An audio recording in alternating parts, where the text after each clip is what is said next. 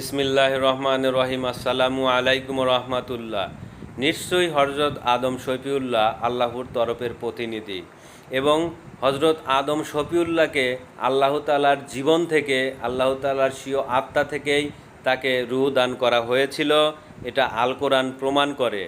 তাই আল কোরআন অনুযায়ী আমাদের জীবন বিধানকে পরিচালনা করতে হবে। সেই পূর্ণ আদমের কাছ থেকে আমাদের হেদায়েত গ্রহণ করে সে আদম অস্তিত্বকে পূর্ণ করতে হবে। এই আদম সূরাটি ছাড়া কেউ জান্নাতি নয়। অবশ্যই আপনারা এই হাদিসটি শুনেছেন।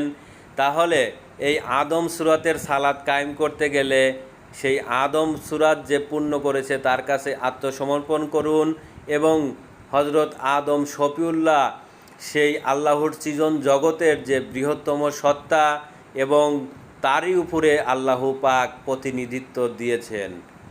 এটা অবশ্যই এই মানবজাতি জ্ঞানে আনা দরকার। আসসালামু আলাইকুম রহমতুল্লাহ।